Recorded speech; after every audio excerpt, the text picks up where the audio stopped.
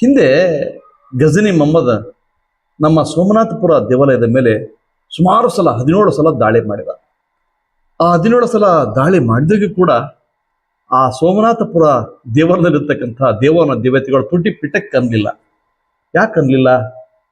ಹೋಗ್ಲಿ, ಗಜನಿ ಮೊಹಮ್ಮದ್ ಸೋಮನಾಥಪುರ ದೇವಾಲಯಕ್ಕೆ ಬಂದು ದಾಳಿ ಯಾಕೆ ಮಾಡಿದ ಅಂತಂದ್ರೆ, ನಮ್ಮಲ್ಲಿ ಆ ಒಂದು ಭಾರತೀಯರಲ್ಲಿ ದೇವಸ್ಥಾನಗಳಂದ್ರೆ ಅವು ಸಂಪತ್ತಿನ ಕೇಂದ್ರಗಳಾಗಿದ್ದವು. ಅಲ್ಲಿ ರಾಜ ತನ್ನ ಸಂಪತ್ತನ್ನ ಇಡುಗಿರಿಸಿರ್ತಿದ್ದ. ಅವು ಒಂಥರ ಖಜಾನೆಗಳಾಗಿದ್ದವು, ಅವು ಒಂಥರ ಭದ್ರತಾ ಪೆಟ್ಟಿಗೆಗಳಾಗಿದ್ದವು. ನೋಡಿ, ನಮ್ಮ ಭಾರತದಲ್ಲೂ ಸಹಿತ ಇವತ್ತಿಗೂ ಸಹಿತ ಇರುವಂತಹ ಅನಂತ ಪದ್ಮನಾಭ ದೇವಾಲಯ ಇದೆಯಲ್ಲ, ಅನಂತ ಪದ್ಮನಾಭ ದೇವಾಲಯಕ್ಕೆ ಅನಂತ ಬಾಗಿಲುಗಳು, ಕೊಠಡಿಗಳು.